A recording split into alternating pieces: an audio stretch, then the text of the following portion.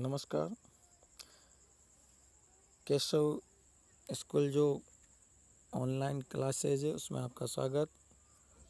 हमने पहला पद पढ़ लिया था, सूरदास कक्षा 10 के हिंदी विषय की बात कर रहे हैं हम। तो उसमें जो अभ्यास प्रश्न थे उस पर चर्चा कर लेते हैं। दूत मिलियो एक भोर। दूत मिलियो एक भोर में उसका आशय है दूत कौन था, मिलना एक भंवरे के रूप में। कौन मिले थे एक भंवरे के रूप में? दूत कौन मिला था? भंवरा, राधा, गोपियाँ या उद्धव जी। तो उद्धव जी जो भंवरे के रूप में मिले थे। नागर नवल किशोर विशेषण किसके लिए आया है? तो यहाँ उद्धव जी के लिए नहीं, गोप के लिए नहीं, कृष्ण के लिए। हाँ, ये सही होगा अपना, कृष्ण के लिए। कृष्ण गौरी संबोधन किसके लिए कर रहे थे? राधा जी के लिए। किसके लिए? राधा जी के लिए। ठीक है। सारे बंधन तोड़कर कौन कहाँ चला गया था? श्री कृष्ण, यानी कृष्ण चले गए थे। गोपियों को भ्रमर के रूप में कौन सा दूत मिला? उद्धव। हम बात करेंगे उद्धव की। उद्धव मिला। श्याम ने किसको सिखाकर वश में कर लिया? श्याम ने संदेश वाहकों को, अर्थात जो गोपियों द्वारा संदेश भेजे गए उनको सिखाकर वश में कर लिया। अब बात आती है लघुतरात्मक प्रश्न की। हमने बात पहले की वस्तुनिष्ठ प्रश्न और अति लघुतरात्मक प्रश्नों की। जो 7वां नंबर का क्वेश्चन है इसमें, कृष्ण ने बोली राधिका को बातों में कैसे उलझा लिया? आपने पद पढ़े हैं। तो श्री कृष्ण जो रसिकों के शिरोमणि है, स्वामी हैं रसों के, उन्होंने बोली बाली राधिका को अपनी बातों में, उनसे वार्तालाप के माध्यम से, बातों चिकनी चुपड़ी बातों के माध्यम से उनको अपने संग मना लिया खेलने के लिए। कृष्ण ने एक झलक में ही गोपियों का मन कैसे वश में कर लिया? मधुर मुस्कान और तिरछे नेत्रों के कटाक्ष से उनका मन वश में कर लिया। मथुरा के कुएं संदेशों से कैसे भर गए? यानी गोपियां जब विरह की आग में तड़प रही थी, श्री कृष्ण चले गए थे मथुरा, तो उन्होंने प्रेम पत्रों से, यानी प्रेम पत्र लिख लिख कर संदेश वाहकों के माध्यम से भेजे, तब भी उनका कोई जवाब नहीं मिला। इस वजह से वहाँ के इतने पत्र भेजे उन्होंने कि वहाँ के कुएं भी भर गए होंगे, मथुरा के कुएं भी भर गए होंगे। 10वां प्रश्न आता है, उसकी बात करते हैं हम। तजी अंगार अगाथ। यहाँ तजी अंगार अगाथ, तजी यानी छोड़ना, अंगारों को अगाथ यानी उनको खाने से ही उसका क्या होता है?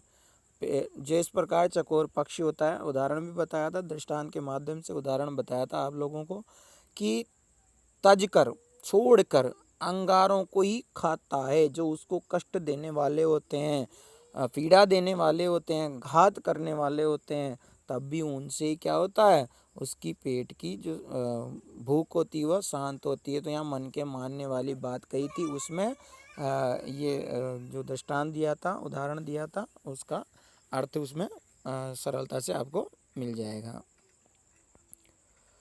कृष्ण, यहाँ निबंधात्मक प्रश्न आते हैं कि कृष्ण एवं राधा की प्रथम भेंट को अपने शब्दों में व्यक्त कीजिए।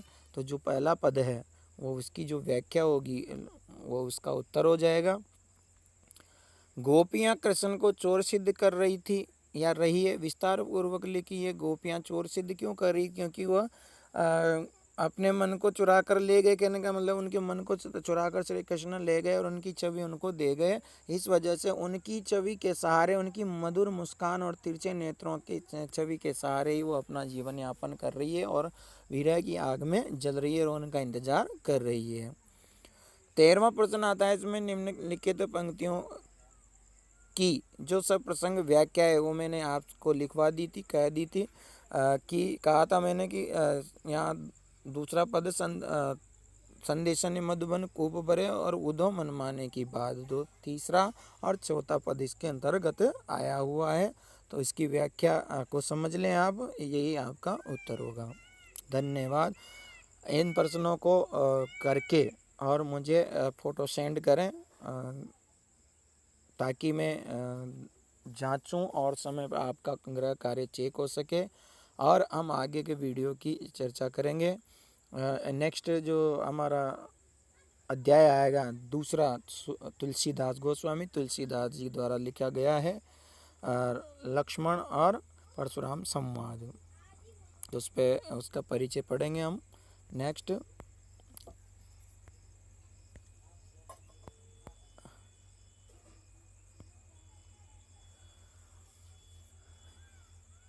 तुलसीदास जन्म संवत 1589, मृत्यु संवत 1680।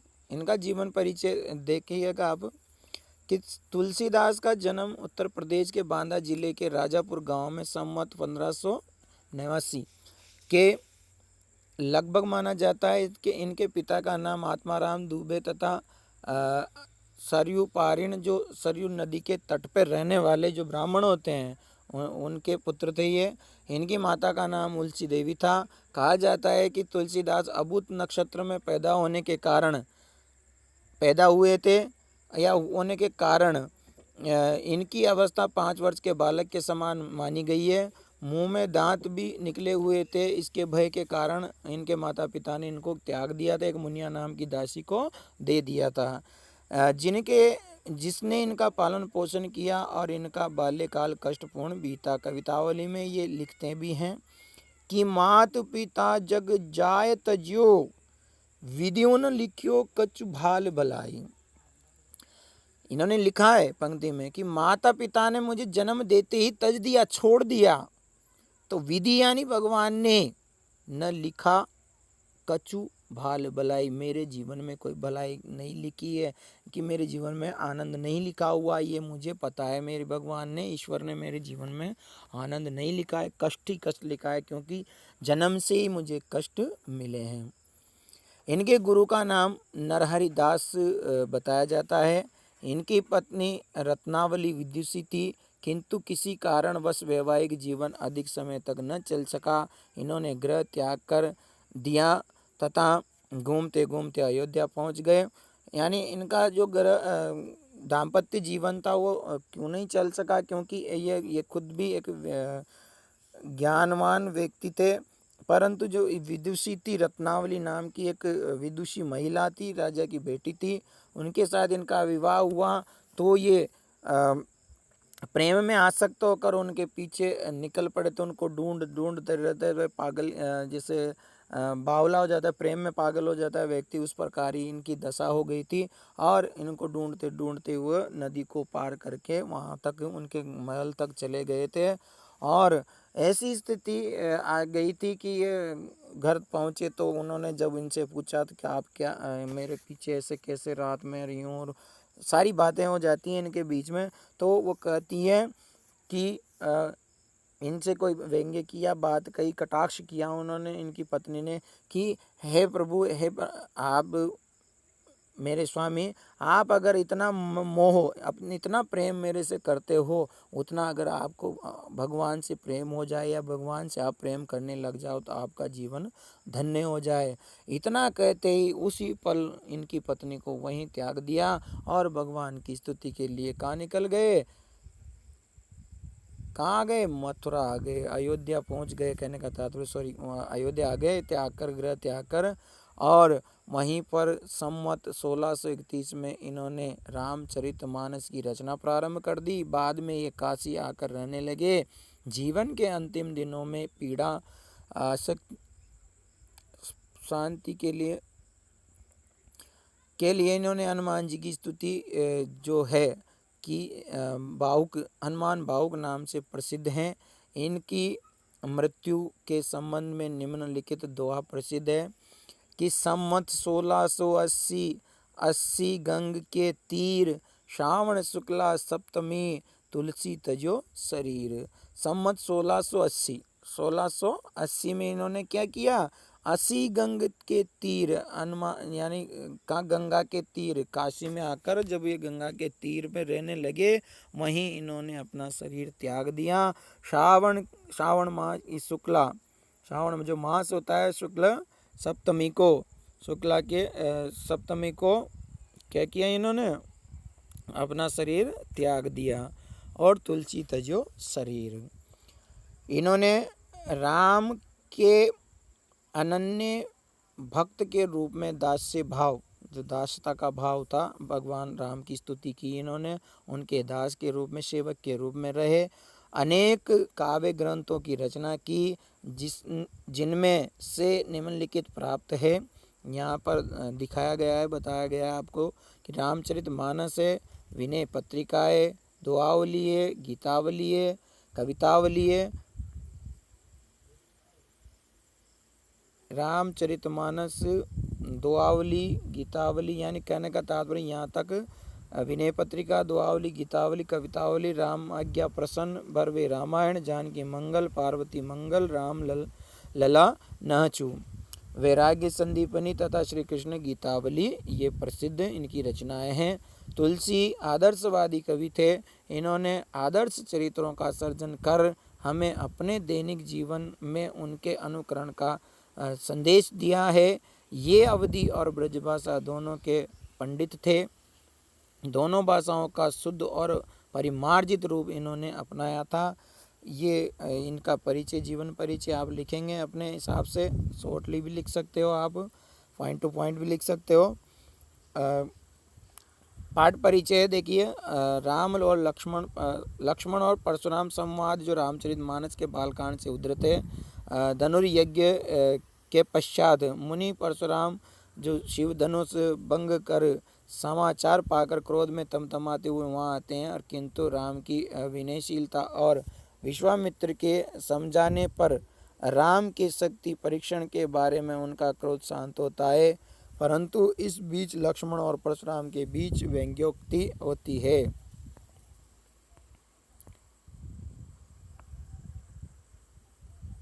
जो संवाद हुआ उस प्रसंग को यहाँ प्रस्तुत किया गया है। परशुराम के क्रोध से भरे वचनों का उत्तर लक्ष्मण व्यंग्य वचनों से देते हैं। लक्ष्मण जहाँ विवाद वत्सल है वहीं श्री राम नितिज्ञ एवं सौजन्य से परिमाण है रूप में प्रकट होते हैं। विश्वामित्र संतुलन बिंदु है यहाँ पर और उनके क्रोध की दशा से परशुराम आवेश में प्रशमित करते हैं। परशुराम का क्रोध भय और अधिक आशय का आलंबन भी बन जाता है।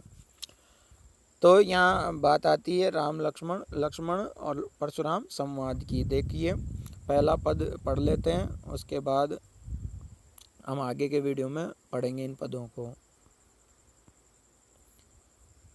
नाथ संबुधनु बंज निहारा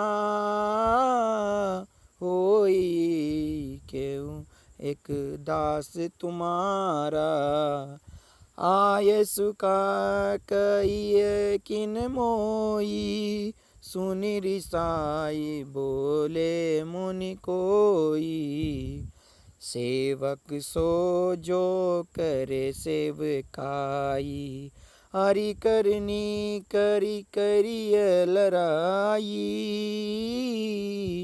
सुनऊ राम जय शिव धनु तोरा सहस्त्र बाव सम सो रिपु मोरा सो बिल गाँव बिहाई समाजा न तुम्हारे जय सब राजा। राम सिया राम जय जय राम।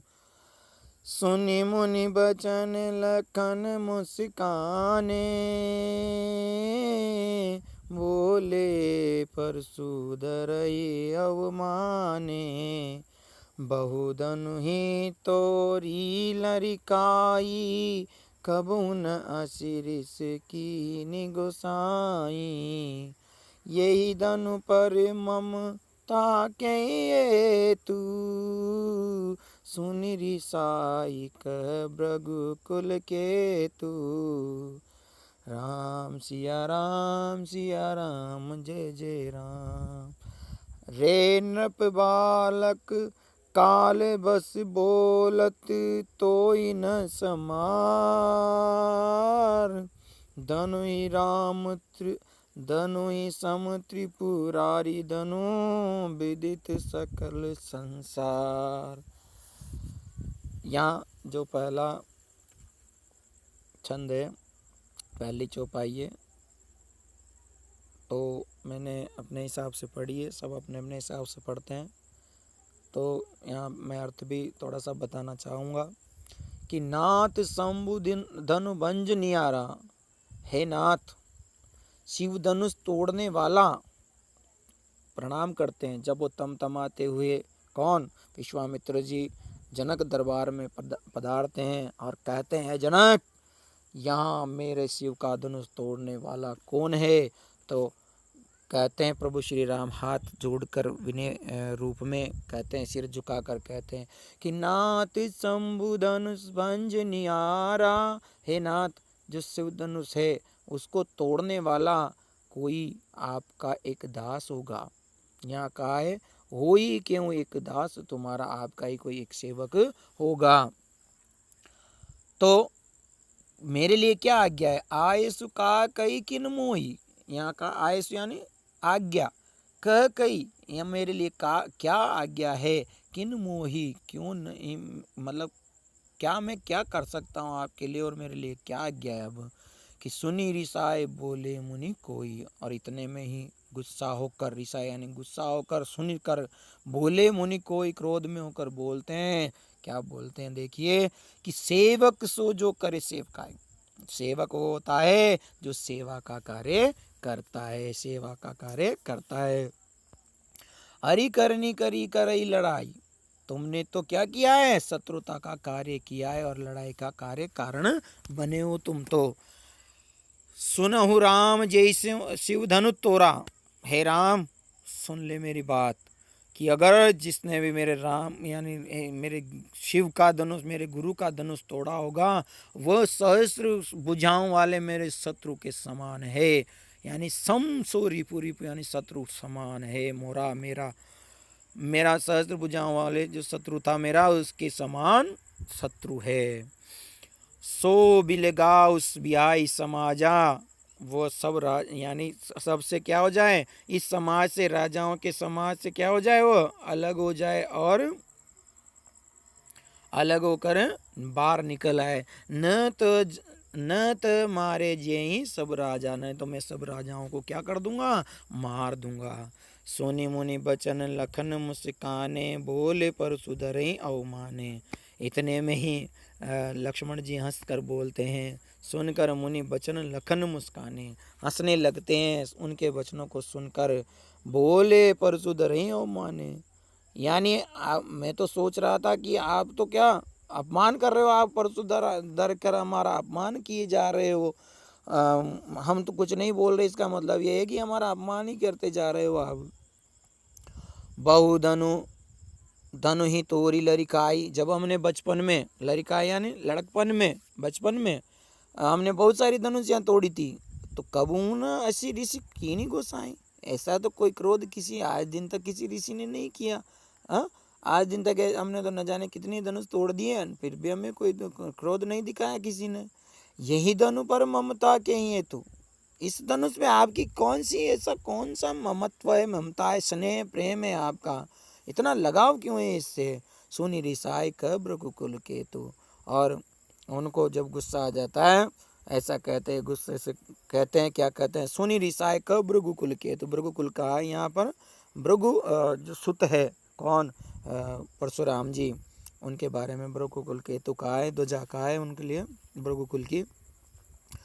तो क्या कहते हैं, रिसाई आकर गुस्से में लाल होकर फिर क्या कहता है, रे नृप बालक, रे नृप बालक काल बस बोलत तो ही न संभार, तू क्या है अभी काल के बस में, हे राजा के बालक तू अभी काल के बस से, काल के सामने खड़ा होकर बोल रहा है।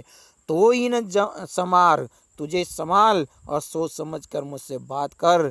धनु ही सम त्रिपुरारी धनु विदित सकल संसार। ये कोई साधारण धनुष नहीं है, ये मेरे गुरु शिव जो देवताओं के देव है, आदि देव है, उनका धनुष है। और इस बात को सारा संसार जानता है। सकल संसार विदित यानी जानता है, सारा संसार इस बात को जानता है। तो पहला चौपाई है वह हम कल पढ़ेंगे। अब आगे के वीडियो में इसकी आगे की तो इस व्याख्या को कर लें, और जो परिचय गोस्वामी तुलसीदास जी का इसको भी आप उतार लें। धन्यवाद।